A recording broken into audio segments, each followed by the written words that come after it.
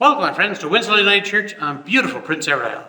Thanks so much for tuning in and making us part of your worship experience for this week. Now, folks, last week I received a notification from YouTube telling me that during this past year, people have spent 8,300 hours watching our online services. Folks, this is tremendous, and I want to thank you all. It just goes to show that even in a pandemic, nothing will stop the Word of God from echoing forth, and nothing will stop the Word of God from being heard. What's that verse from Jeremiah 31? If you seek me, you will find me. If you seek me with all of your heart, and I will be found by you. Now, folks, because of this, I just like to thank some of those people who tune in on a very regular basis. Brian and Elizabeth from Augusta, Maine. The Nettons from Peabody, Maine. And by the way, I love the way that you start each and every letter that you send. We're still watching that handsome minister from Winsloe. I agree with that 100%. There's Susan in Massachusetts, Edie Creighton in Newcastle. There's Norm and Marion Childerhouse. Oh, and by the way, thank you for sending along that note from your grandchildren who just got confirmed. I loved reading them. Also, there's Willard and Fredericton, the good people of Tavistock, whose music you hear pretty much every week during the offering time. And of course, the congregation of Winsloe United Church. And last, but certainly not least, Janice and Jeep Kennedy in Cape Breton. And I'll have you know that Jeep Kennedy, he is the second best looking Kennedy man that I know. I'll let you guess who the first one is. Folks, thanks so much for tuning in. Thanks for all your cards and your letters and your questions and your notes. It really meant a lot. And it's my prayer for you that God will bless you richly because you have blessed us richly. And so, it's Sunday. You've tuned in. So, let's go praise the Lord.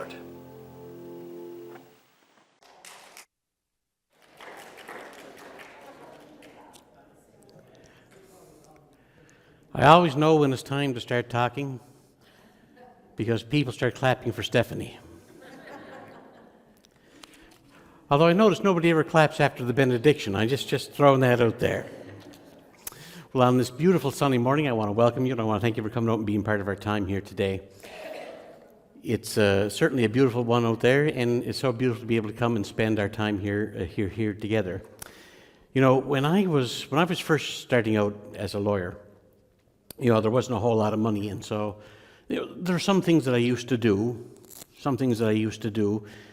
that other lawyers would farm out, but I used to do it myself to save myself a few dollars, some expense, and also I could bill the client for and I could keep the money. That's another story. Anyway, one of the things I used to have to do was I would serve my own claims. If there was instead of giving it to a process server or the sheriff's officer, I would serve my own claims. I used to take a buddy of mine with me by the name of Paul, and he used to come with me because it's always nice to have somebody with you when you're going to knock on the door and say, hey, you're being served. It's always nice to have somebody with you who's like 6'3" or 6'4" to come along with you. Anyway, this one particular day, I had to go knock on the door of a person who owed a fair bit of money, and so it was on my way home. So I called up Paul and I said, listen, would you mind coming and help me out? He said, no, don't mind at all. And so went and picked him up, and we went over to the buddy's place, and I went and I knocked on the door. And there was a car out in the yard. There was lights on, but I kept knocking on the door, and nobody would come. Nobody would come. Well, my buddy Paul walked over, and he said, hey, look at this. And so I walked over and looked in the front window, and there was, the TV was on, the Chesterfield was empty, but sticking out from behind the Chesterfield was a pair of legs. Where Buddy saw me coming with a piece of paper, kind of figured he knew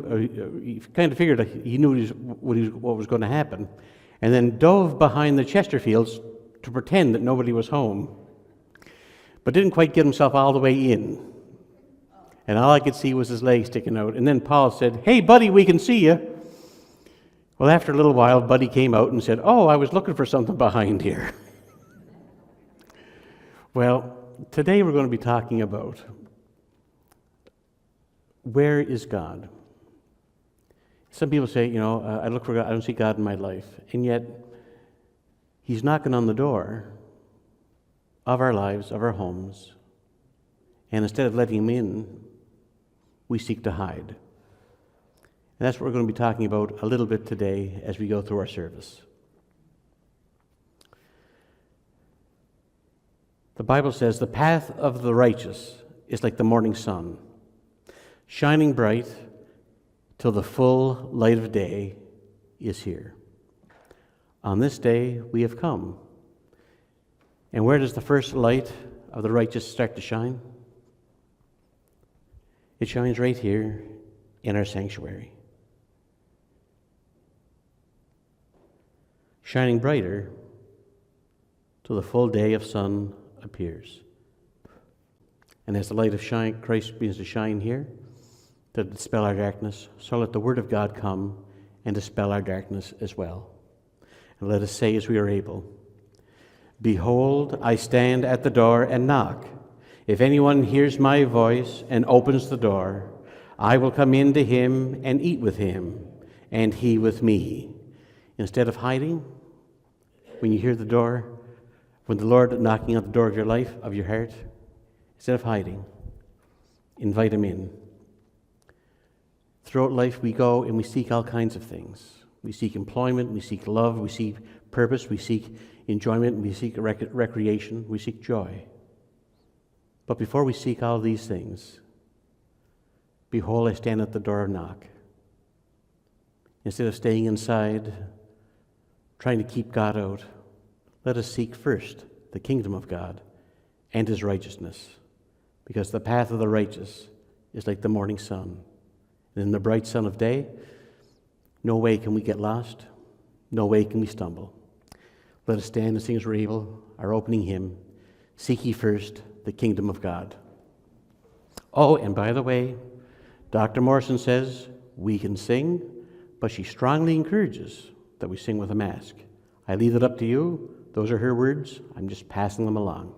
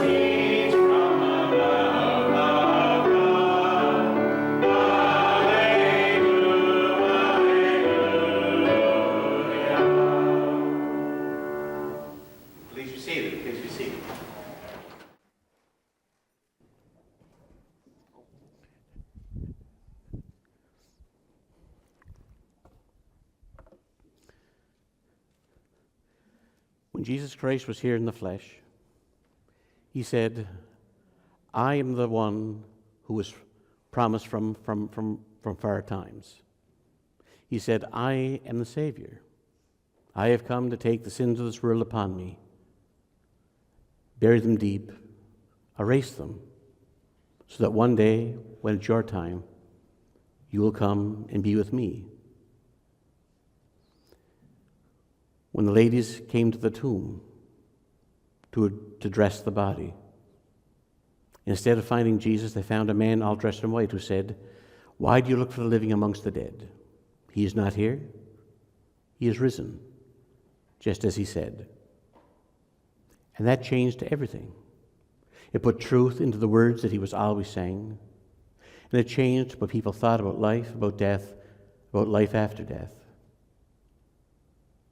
And then Jesus began to appear to Mary, to his disciples, to the people who believed, who were committed. And they gathered. And then they said, this is not something that we can hold to ourselves. We need to spread this so that all the world can hear, so that all the world can have that chance to be called themselves the children of God, so that they can have a place in heaven just as they have a place here on earth. And so they went out and they taught. They taught about Jesus, they taught about life, they taught about what he came here to do, about our relationship with God, about God's never-ending love for us all. And in those words, and in those teachings, they taught a faith that has been passed down from the very first believers to us here today. It's called the Apostles' Creed. And as it was taught so long ago, the truth that is eternal is still ours here today. And as it was taught so long ago, let us come together with those lessons that have been taught and passed down as we say together our creed that we can find on our screens. And let us say together, I believe in God the Father Almighty, creator of heaven and earth. I believe in Jesus Christ, God's only Son, our Lord, who was conceived by the Holy Spirit, born of the Virgin Mary, suffered under Pontius Pilate, was crucified, died, and was buried. He descended to the dead, and on the third day he rose again. He ascended into heaven, and he is seated at the right hand of the Father, and he will come again to judge the living and the dead. I believe in the Holy Spirit, the Holy Catholic Church, the communion of saints, the forgiveness of sins, the resurrection of the body, and life everlasting. Amen.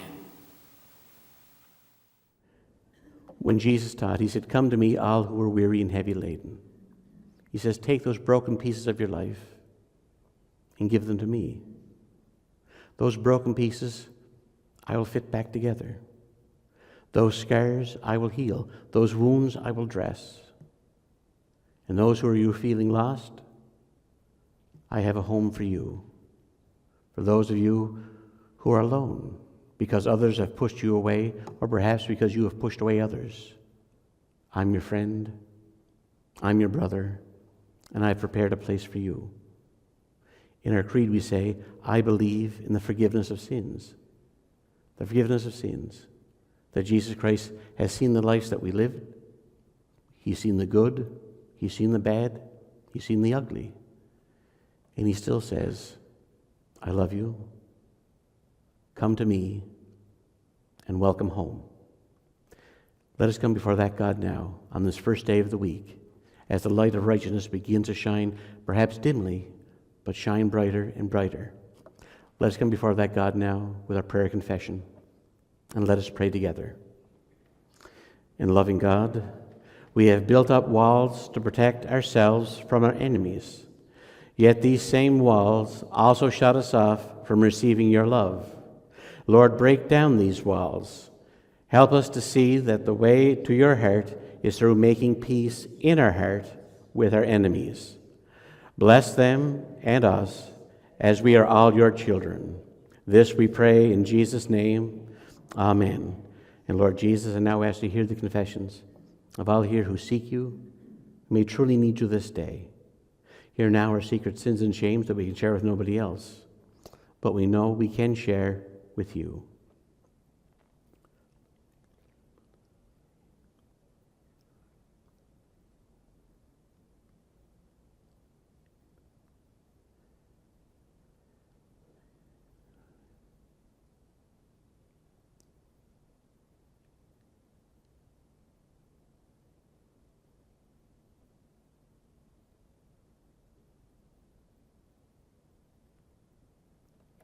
Be assured this day that the Lord has heard you.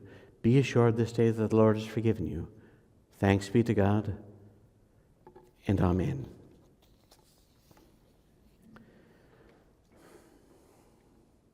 In this world, there's all kinds of things that we can put our faith in. We can put our faith in our own abilities. We can put our faith in the government. We can put our faith, in the plant that we work for, or in the fields that we farm. There's all kinds of things that we can put our faith in. But there's only one that will be with us every step of the way. One that will never abandon us. One who will always be there. And that faith is the faith that we put in God. Let us come and sing as we're able our hymn. Come to my heart, Lord Jesus, which is not the one that I was thinking of, but we're going to sing it anyway.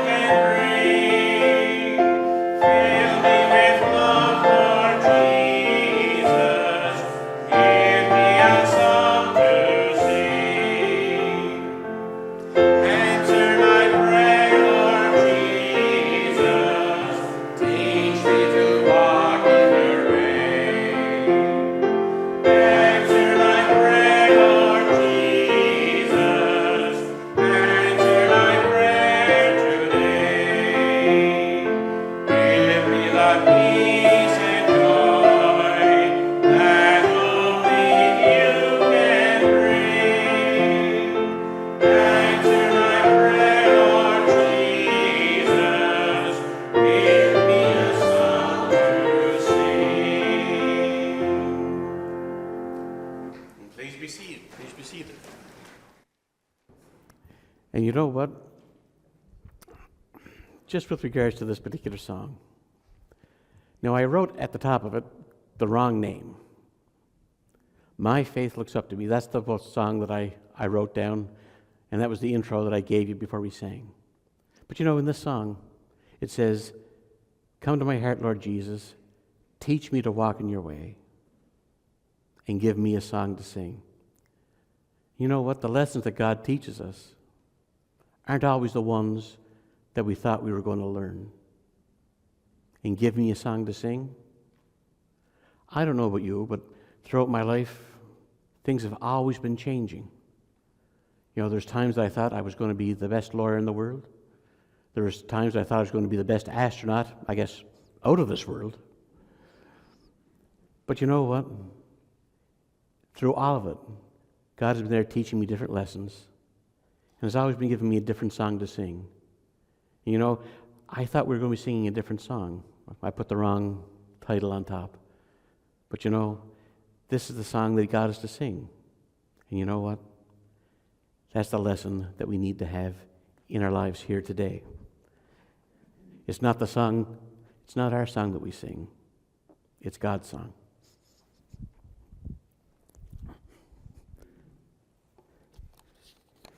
Even in the midst of a church service, God is still teaching. My heavens. The good Lord has given us eyes to see, ears to hear, a heart to love, and a mouth to praise the Lord. He's given us a life and a love to share. Let us come before that God now with the gifts that only we can give. Our offering will now be accepted.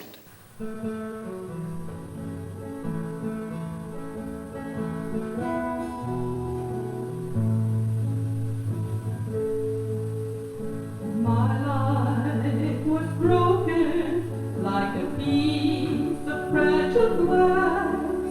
Each fragment was stained by my soiled and simple past. The colors all blended to form the black of despair. Was there no one who could help me with those pieces lying there?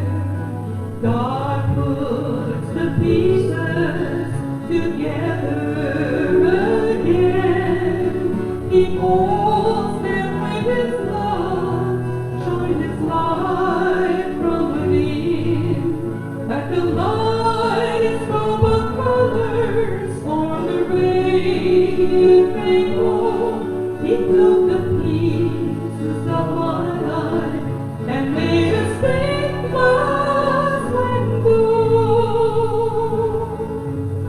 Is your life all broken pieces of glass stained with sin, covered with fear and corruption within?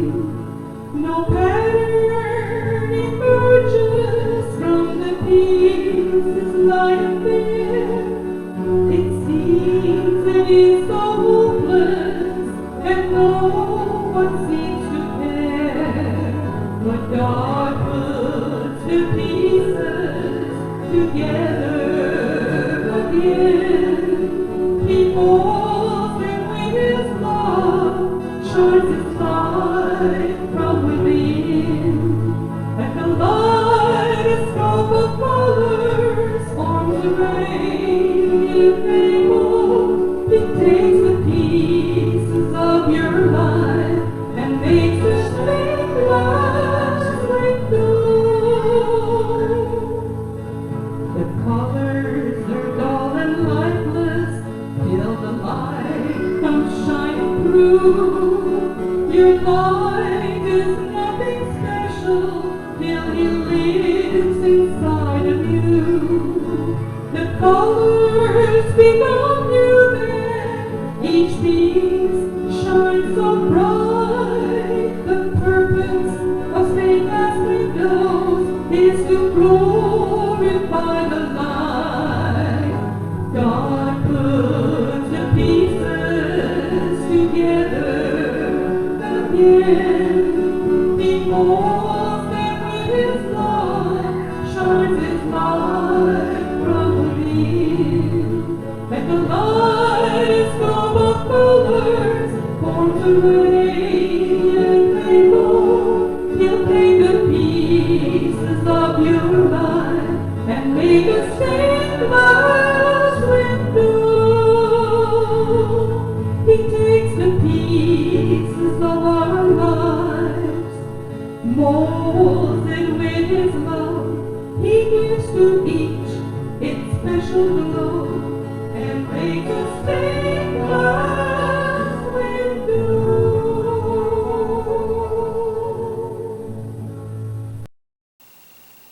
And as we seek to give back to God a small measure of what we received, let us also give back to God the prayer God gave to us to say together.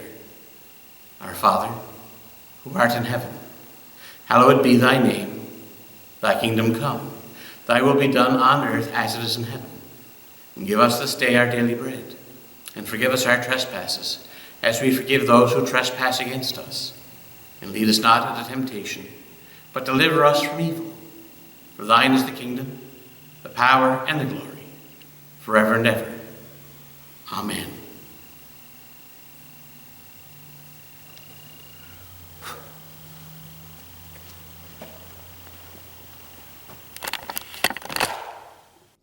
Now, in this particular passage, we're going to talk about, over the last little bit, we've been talking about David.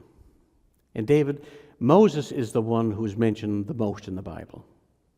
But David is the one who gets the most written about. Moses is the one who's most talked about. David is the one that's most written about. And because I decided to talk a lot about David, it's kind of one of these deals. Unless I want to be preaching about David this time next year, I got to start picking and choosing. Now, last week, we saw David with the sling laying Goliath low. Now, he wasn't a king. He was just a shepherd boy that was there bringing his brothers some bread and cheese so that they could fight in the battle. And he fought, and this Goliath, he was there. Everybody was afraid of him. David stands up. And he is now raised to the consciousness of the people. But it takes about 30 years from that time to this time before David is king. Now, in this particular passage, David is king now. And he's beginning his kingdom. And his idea is to bring the Ark of the Covenant into Jerusalem. You're saying, J.D., what's the Ark of the Covenant? The only Ark of the Covenant I know about was in that movie, Raiders of the Lost Ark. And guess what? That's the one we're going to be talking about. Raiders of the Lost Ark, Ark of the Covenant. The Ark of the Covenant, God asked, or actually I guess when God asked, he really is telling, told the people to build him an ark. Not Noah, not that kind of ark. This kind of ark was just a big box. It was 4 feet by 2 feet. And when they left Egypt, when they were wandering in the desert of desolation on those 40 years of wandering before they got to the promised land, he tells Moses to build him an ark. And what the ark was just this box, and on top of it, it was all made of gold, and on the top of it was two cherubim angels. And one was on this side, one was on this side. They kind of bowed down, and that was called the mercy seat. And they carried that with them, because that was where the presence of God was supposed to manifest. The Shekinah glory, for all you Bible nerds out there, and I think I might be the only one who's out there. So anyway, this is what the Ark of the Covenant is. Somewhere along the line, God asked them to bring, when they fought the Battle of Jericho, they brought this ark and they paraded it around the walls with other things. And on the seventh day, the walls of Jericho fell. It was also brought into a battle another time. And then it's kind of forgotten about. And then the Philistines show up. And this is before King Saul, this is the time of Judges. Then the Philistines show up. And the Philistines are, they're wiping the mat with the Israelites. And they're losing battle after battle after battle. And then they get this great idea. They go to the priest at the time, Phineas, and some other guy, I can't remember his name. And even if I could, I probably couldn't pronounce it. And they said, what are we going to do? And these guys were corrupt. They didn't know what to do. They said, hey, why don't we just take this Ark of the Covenant? We take it out in front of the battle. It's worked before. It'll work this time. And so they take this thing out, the Ark of the Covenant, and they go and they meet the Philistines in battle, and guess what? They lose. Big time. In fact, I think they say something like 30,000 people are injured or died in this particular battle. Not only that, but the Philistines capture the Ark of the Covenant, and they take it back and they put it in their own temple, and they say, "Hey, look, this is how strong our God is. It was able to defeat their God." But the thing is once it happens, once they bring it there, all kinds of bad things start happening to the Philistines and in their particular temple. They go in, and all of a sudden, all their idols are broken or desecrated. People start getting sick. And they start saying, geez, what did we do? We brought this Ark of the Covenant. Let's get rid of it. And they're afraid to even touch it. So what they do, they put it on the box of an ox cart, and there's a road that's leading into Israel, and they slap the ox on the buttocks, and the ox just kind of roams into Israel, and there it stays. And they put it on a farm, and nobody touches it. And so the presence of God is in Israel, but it's on a farm on the far-off border of Israel. King David, many years later, he just starts to become king, and he has this idea. The Ark of the Covenant, the presence of God, the Shekinah glory of God, it's way out on this farm. Why do we want God on the outskirts of our society? Let us bring God into the midst of our society so that the foundation and the power of God is right at the very heart of our society. And this is the story of how it gets brought from way out there into the middle of Jerusalem, into the heart of the capital city of the people of God. And here's the story, and I'll try to get all the names right, but I won't. But I'll still try. 2 Samuel chapter 6, verses 1 to 19. And David again brought together all the able-bodied men of Israel, 30,000. And all his men went to Belial in Judah to bring up from there the ark of God, which is called by the name of the Lord Almighty, who is enthroned between the cherubim on the ark. And they set the ark of God on a brand new cart and brought it from the house of Abinadab, which was on the hill. Uzzah and Ahio, sons of Abinadab, were guiding the cart, and the ark of God was on it. And Ahio was walking in front of it, and David and all of Israel were celebrating with all their might before the Lord, with castanets, harps, lyres, timbrels, sistrums, and cymbals. When they came to the threshing floor of Nikon, Uzzah reached out and took hold of the ark of God, because the oxen stumbled. And the Lord's anger burned against Uzzah because of his irreverent act. Therefore God struck him down, and he died there beside the ark of God. Then David was angry because the Lord's wrath had broken out against Uzzah. And this day, that place was called Perez Uzzah. David was afraid of the Lord that day, and he said, "How can the ark of the Lord ever come to me?" He was not willing to take the ark of the Lord to be with him in the city of David. Instead, he took her to the house of Obed-Edom, the Gittite. The ark of the Lord remained in the house of Obed-Edom, the Gittite, for 3 months, and the Lord blessed him and his entire household. Now King David was told, "The Lord has blessed the household of Obed-Edom and everything that he has because of the ark of God." And so David went to bring the ark of God from the house of Obed-Edom to the city of David with rejoicing. And when those who were carrying the ark of the Lord had taken 6 steps, he sacrificed a bull and fattened calf. Wearing a linen ephod, David was dancing before the Lord with all his might. And while he and all of Israel were bringing up the ark of the Lord with shouts and with sounds of trumpet. As the ark of the Lord was entering the city of David, Michal, daughter of Saul, watched from the window. And when she saw King David leaping and dancing before the Lord, she despised him in her heart. And they brought the ark of the Lord and set it in its place inside the tent that David had pitched for it. And David sacrificed burnt offerings and fellowship offerings before the Lord.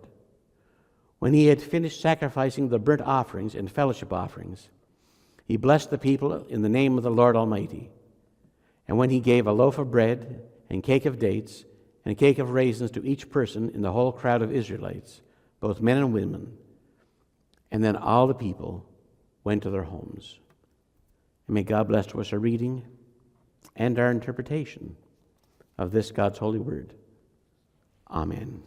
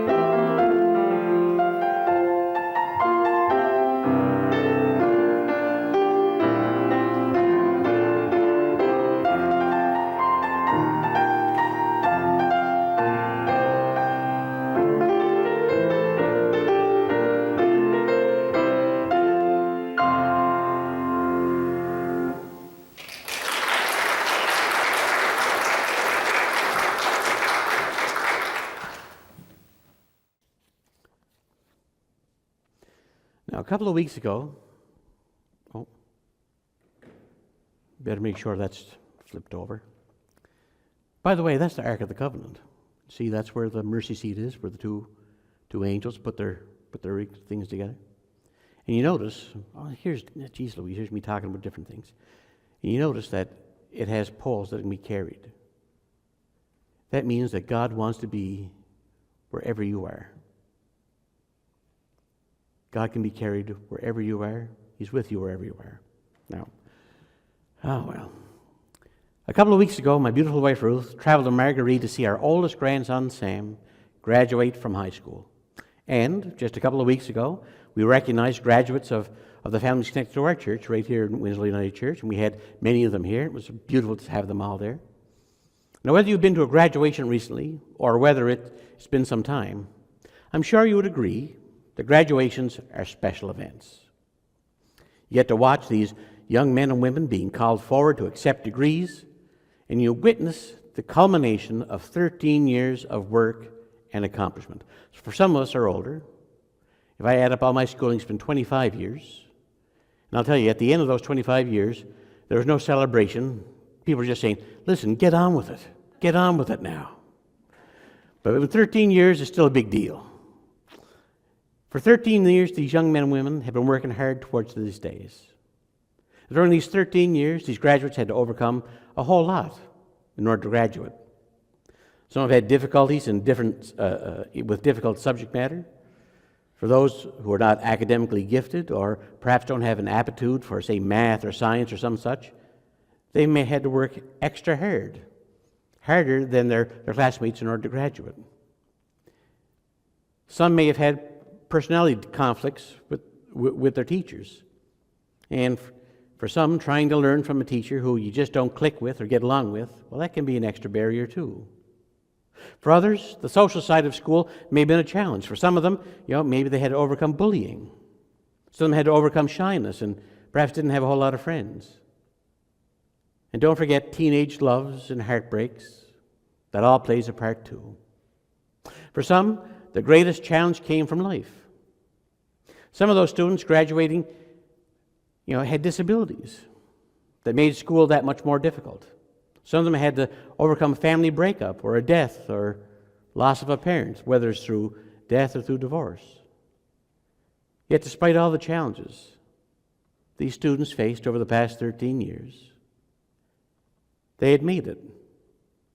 And now they were celebrating all the things that led up to this moment, preparing for the future that awaits. And that's the thing about graduations. They're closing the door to the past, but also preparing for the future. And as you take a snapshot of that moment in time, as you look at those happy faces, we who have been down the road a little bit farther know that a lot of big decisions face them. For many of them, a month ago, all they had to do was worry about curfew, maybe making their bed or making a good grade at school. And now they're facing decisions about how to make a good life. Many of the students were facing questions about what they're going to do with their lives afterwards, what university they're going to go to, what program are they going to take, what trade are they going to take up, what job are they going to accept, whether or not they're going to go into the military or not. These decisions that they make are going to have a profound impact on their future. But even more significant than the decisions about what they're going to do is the decisions about how they're going to live, how they're going to live their lives. How you live your life, the kind of morals, the kind of values that will guide you, will inform your decisions. And these are the decisions that will determine the quality of the life that you have. It's the difference between being a doctor with 2 failed marriages and a drinking problem and a coal miner who has a loving wife and family. Which one of those two are really the success? They're the difference between being a trusted friend and a devious rival. As these graduates were throwing their hats in the air, and getting ready for the rest of their lives, the decisions they will make about how they live their lives will determine the kind of life that they will live. In our Bible passage for today, King David was facing the exact same decision. You see, after years of struggle, David had just been crowned king. And for a boy that was born, the eighth son of a shepherd in a backwater town like Bethlehem, that was quite an accomplishment. It's taken pretty much his entire lifetime to become a king, and there were certainly lots of struggles along the way. He had to face and defeat Goliath, the Philistine warrior that nobody wanted to fight. He commanded armies in the war against the Philistines. King Saul had branded him a traitor, and he had to flee for his life from King Saul. His wife, Michal, betrays him. His best friend, Jonathan, is killed. King Saul is killed. And he's called again to lead the armies against the Philistines in battle, and finally he defeats them. And then he goes on and defeats the Jebusites, and he takes the Jebusites' capital to be his capital. And that capital is the city of Jerusalem, the capital of his kingdom. It's taken pretty much his entire lifetime, and certainly there are lots of struggles along the way, but today, he's king. Today is a time of celebration, a time that he can rejoice in all the things that he had worked so hard for, endured so much to accomplish. And yet, even though he was celebrating all the things that led to this moment, David had to start to prepare for the future. He had a lot of decisions that he had to make. What was he going to do now that he was king? What laws were he going to use to govern his nation? Was he going to be a rule based on his emotion and whim like King Saul? Or would it be based on something more? What kind of king would he be? Would Israel serve him?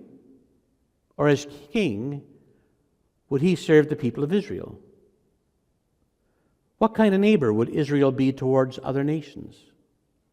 Would Israel be known for its aggressive military threat and a devious opponent? Or would they be a nation known for its honesty and integrity? What kind of lives would the citizens of Israel have? Indeed, David had to decide what would be the foundation that Israel would be built upon. Would it be built upon military might? Would it be built on trade? These decisions that David had to make, and they would have a profound impact on this brand new nation. And so David orders that the Ark of the Covenant be brought into the heart of Israel's capital city. Right now, it's on the outskirts, on a border town, actually in a farm, where it's been resting. But he makes the decision to take it from way back there and place it into the heart of Israel's capital city. Now, the Ark of the Covenant, it wasn't large. It was 4 feet by 2 feet. It was a golden chest. And inside the chest were the 3 most important religious artifacts known in the history of Israel. In the ark, there was a golden jar of unspoiled manna, the food that God gave to the Israelites when they would have died in the desert escaping from Egypt. Aaron, Moses' brother, his walking stick was there. The walking stick that he used as a cane, but somehow budded and sprang to life long after it was cut. And the precious stone tablets in which the finger of God himself engraved the 10 Commandments on. The manna symbolized God's provision, that God will provide even when life is at its darkest. The walking stick symbolized God's power even over death.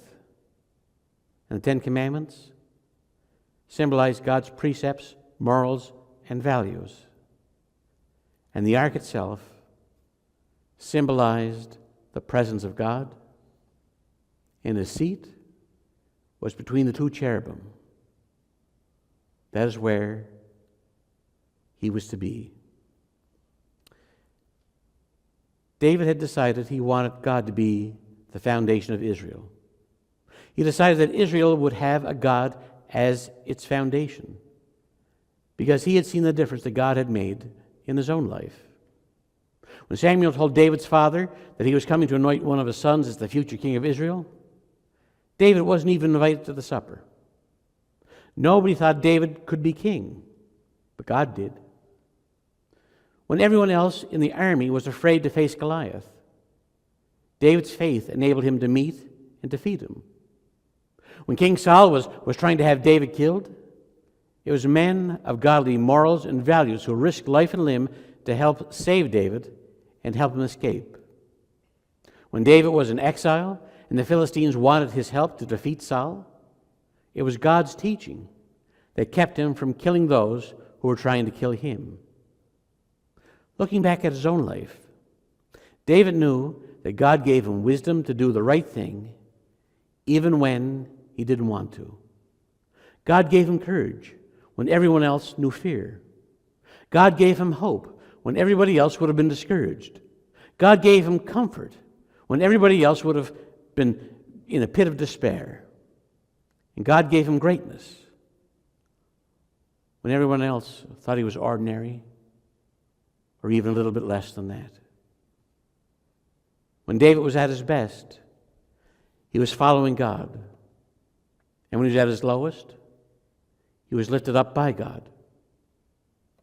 And that is what David wanted for all of his people, for everyone in this country. That is the foundation that David wanted to build his kingdom upon. And my friends, that is the foundation that we can build our lives on here today. Here today, every value that we have in Canada is being challenged by some group in some way today. Things have been turned upside down. Black is white and white is black. Political correctness has created all kinds of crazy ideas. And the values are being thrown away, this and that, as if they don't matter. We now live in a society where everything is plausible and nothing is certain. That's the sign of the times. Everything is plausible, nothing is certain. How are we supposed to live in an environment like that? When things are getting faster and faster, they're speeding up, and life is getting more frantic. When life is definitely getting more complicated, and when all the values that have held families and society together are now being thrown out the window, how in the world are you supposed to live? How do you build a life? How do you build a future when nothing around us seems certain at all? You do what David did and invite God into your life. And you build your foundation of your life on God. When you invite God into your life, you're building your life on eternal and unshakable truths. This world, where nothing seems to last, where everything is up in the air, where there are three things that will never change. Number one, God's love for you will never change. Number two, God's word will never change. And number three, God's purpose for your life will never change. Let's take a look at them. God's love for you will never change. In Jeremiah 31:3, he says, I have loved you with an everlasting love. Unchanging, everlasting love. And folks, that's good news. The Bible teaches that God loves me just as much in my good days as he does in my bad days. He loves me when I feel it, and he loves me when I don't feel it. He loves me when I think I'm close to God and doing the right thing, and he loves me even when I don't feel close to God and I'm not doing the right thing. His love is not based on my performance. It's based on God's character. David certainly wasn't perfect. He did some horrendous and despicable things during his lifetime, and we're going to take a look at some of those. Yet God loved him. God never gave up on him. God was always there seeking to turn his life around and lead him to a better place and a better way of living. That was God's love for David. And that's God's love for you. No matter what's going to happen to you in 2021 or beyond, one thing that you can be sure of is that God is not going to stop loving you. No matter what you're going through now, nothing's going to separate you from the love of God that is in Christ Jesus. No matter how I feel, no matter what I've done, no matter what I've thought, God's love is based on his character, not my performance. Indeed, God loves you so much that he sent his only Son to this world to talk to you, to inspire you, to teach you a brand new song to sing. He died for you and lived again for you to open the gates of the kingdom of God. The second thing, God's word for you never changes.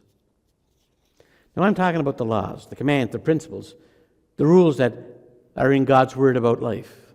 Isaiah 40, verse 8 says, "The grass withers and the flowers fade, but the word of our God shall stand forever." It's timeless. It's enduring. It's eternal. It never withers. It's always fresh. It doesn't get stale. God's word never goes out of date. Psalm 119 says, "Long ago I learned from your statutes, and you established them to last forever." Notice it's not meant to be a temporary suggestion. These are eternal principles. Jesus said it like this, "Heaven and earth may pass away, but my word will never pass away. It abides forever." No book has been more criticized, more judged, more ridiculed, more banned, or burned than the Bible. And yet, it is as fresh and as relevant today as it was when it was first given out 2,000 years ago. When the American astronaut Alan Shepard was getting ready to go into space for the very first time, a reporter asked him, said, "Alan, what are you depending on in this flight?"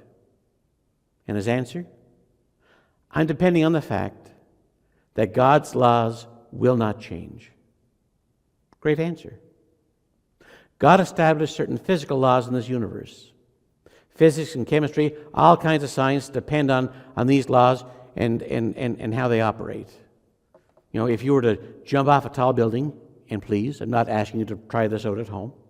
If you jump off a tall building, you're not going to go up, you're going to go down. Anytime you ignore God's physical laws, you're going to be in trouble. If I jump off a tall building, I'm not going to break the law of gravity. Law of gravity might break me, but I'm not going to break the law of gravity. It'll have a serious consequence in my life. In the same way, God has established some moral laws of this universe, some spiritual laws in this universe, and God says, these are the perimeters in which I intend human beings to live. And when we ignore these laws, these moral laws, these spiritual laws, we don't break them. Instead, we get broken. And we break others. And there are serious consequences in our lives. We get hurt.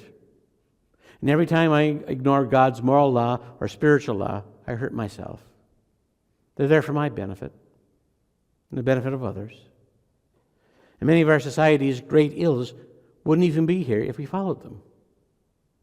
We'd have no sexually transmitted disease. None whatsoever in this world. If everyone follows God's moral law, thou shalt not commit adultery. There'd be no war, thou shalt not kill. There'd be no crime, thou shalt not covet thy neighbor's household. And I could go on, but I'm not gonna.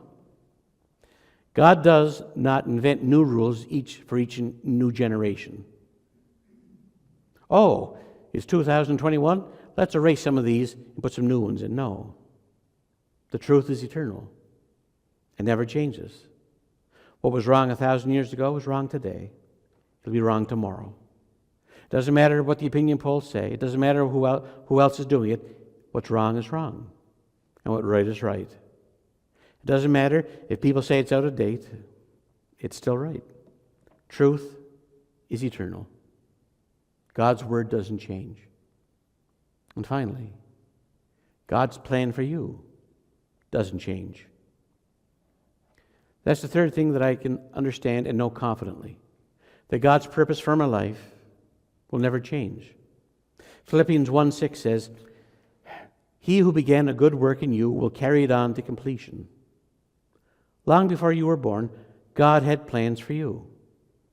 And that plan has never changed. You are not a mistake. Your life is not meaningless. God created you for something. Romans 8:28 says, "We know that in all things God works for the good of those who love Him, and who have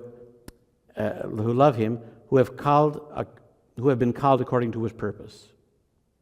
Note, we know that in all things God has worked for the good of those who love Him. It doesn't say in some things. It doesn't say in the good things. It says in all things. It does not say that in all good things. No, not all things are good.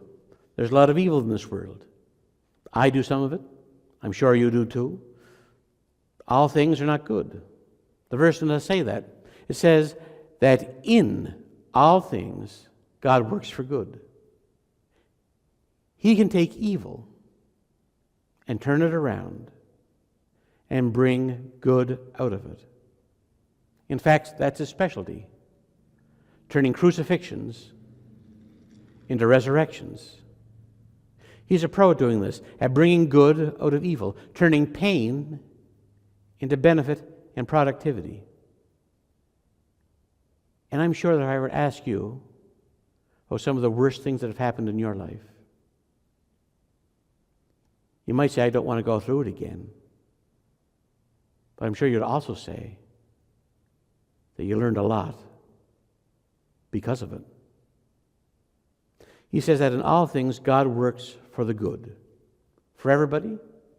No. This is not the promise for everybody in this whole world. The promise is for those who love Him, called according to His purpose. Only when you say, "Jesus, I hear you on the outside knocking. I'm inviting you in. I want to be yours. I want you to take all the pieces of my life that you've given me. Take my pieces and give me peace. I want to give you all of this." And He takes all those broken pieces in your life and He makes something beautiful out of them. In fact, that's what a stained glass window is, isn't it? Broken pieces, different shades, different colors, put together, and something beautiful is made. Think about the biggest disappointment in your life. Or think about the thing that you regret most in your life. I know something immediately comes to mind. I know it does for me. It still hurts when you think about it. Think about the stupidest thing that you've ever done, your most unwise choice. And for me, there's a whole list. I'd have a hard time picking all the stupidest things I ever did. Think about the most hurtful thing that someone else ever did to you. And for some of you, it's something immediately comes to mind. God saw it before it happened. And He has found a way to weave it into His plan and a purpose for your good, your growth, His glory. You mean He can take even the stupidest thing that I've done in my past and turn it around and use it for good in my life? Yes. That's what God does. Maybe that's why David rejoiced so much when the ark finally made it into Jerusalem. He knew that God is so much bigger than our problems, that they're insignificant compared to His purpose and His love. He can take even the things that other people do to hurt me intentionally or unintentionally, and the things that I've done to hurt others that I'm ashamed of, and use them for good when I give Him all the pieces.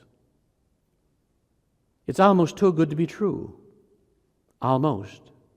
But it is the truth. God's purpose for your life will never ever change. No matter what you've gone through, whether it's your fault or somebody else's, accident or intentional, God can use it for good if you give Him the pieces. my friends.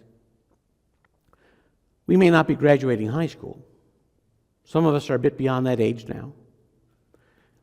And by some of us, well, I'll let you fill in the rest. But we all have the rest of our lives ahead of us. So how do we plan to live them? Hiding behind a Chesterfield as God knocks on your door? Or going to the door and letting Him in? How do we plan to live them? Matthew 5:24 says, everyone who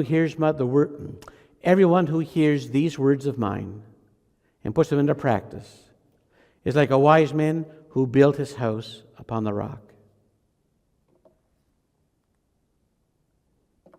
Jesus is saying that if you want a stable home, you've got to build it on an unchanging foundation. You've got to build it on a rock. If you're going to build a solid house that lasts, it's got to be built on a solid foundation of rock, a rock that will not change or shift. The same is true for your life.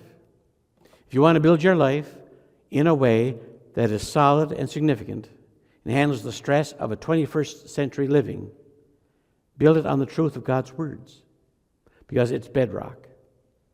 So build your life on God. Accept God's love because it'll never leave you. Believe God's words because it'll be guide to your path of a life of honesty, wisdom, and integrity. And finally, commit to God's purpose, and you will live a life worth living. How do you go about doing this? How do you start bringing this into your life? Well, we said it at the very beginning as the light of Christ began to shine. Behold, I stand at the door and knock. Anyone who lets me in, I will come in and eat with him and him with me. To which I can only say, thanks be to God and amen. Let's just have a quick word of prayer. And loving God, as we gather in your midst here today, we want to thank you. We want to thank you that the doors of our church, even in these pandemic times, are open. We want to thank you that we're able to, whether it's here or whether it's our computers at home, that we can always have access to the service that we place here today. Lord, as we live our lives, there's so many things that knock on the door that demand attention. And yet yours is the only one that we need to answer. And that knock on our door, sometimes we ignore it, sometimes we turn up the TV, sometimes there's other things that we're busy doing. And yet that knock is there. Lord, on this day, we have put down the busyness of life and we've opened the door. In fact, we've come to your home. On this day, we ask you to fill our lives with your Holy Spirit. Open our eyes to the truth of your word. And open our eyes to see how we can use that truth. How it can inform our decisions, our actions, how we can go out into this world and find a neighbor who needs a helping hand. Or if we are that neighbor that needs a helping hand, that we're not afraid to ask for help ourselves. That we're not afraid to open up the door and let in your children to help us. Lord, as we celebrate our time here, and as we can go around without masks and have certain freedoms, we hear that the rest of Canada, it's not quite the same. That the incidents of COVID-19 seem to be creeping up. And so on this day, O Lord, we pray for wisdom, we pray for vigilance, we pray for healing. We pray that the people in power and the people who are ordinary folks like us are always able to be vigilant and use our common sense to live in this world so that our freedoms don't come at the cost of somebody else's safety and health. Lord, these are the prayers of your people. And on this day, O Lord, hear our prayers. Amen. Well, folks, we pretty much come to the end of our time here together, and I just want to say a few things before we end up our time. Number one, My beautiful daughter, Faithy, is going to go to Camp Abbawait for a week. That's certainly a wonderful time. She's all happy and excited to go. She's already packed and said, "Who are you guys?" She's getting prepared for when she walks out the door and doesn't even look back. And so that's an exciting time. I also received a note from Camp Abbawait this last week thanking our congregation for all the wonderful things that it received. It said that they received enough to fill their larder, and they're very thankful for all churches, including ours, who responded so generously to their plea for assistance. Also, I'd like to say that I received a notification from YouTube this week that said over the past year, people spent 8,300 hours watching our church service on the computer. Imagine that. 8,300. And you know what? I only spent 8,299 of those hours watching it, so there must have been somebody else doing it as well. Now, folks, we pretty much come to the end of our time here together. Thanks so much for coming in and tuning in. I wonder if this counts as one of those hours. Thanks so much for coming in and being part of our time here today, because when you're here, truly we feel blessed, and when you're not, you're missed. And however you came to this place here today, please know that when you came here, you didn't come alone. When you leave here, you don't leave alone, for the Spirit of the living God goes with you. It's my prayer for you that wherever you go, whatever you do, whatever situation you might find yourself in, that you're always able to feel the power and the presence of the living God acting and working in your life, because He is there. You know the peace of God in your life. You know the love of God in your hearts, in your homes, and in your families. And now may the grace, the mercy, and the peace of God the Father, God the Son, and God the Holy Spirit abide with each and every one of you this day and forevermore. Amen.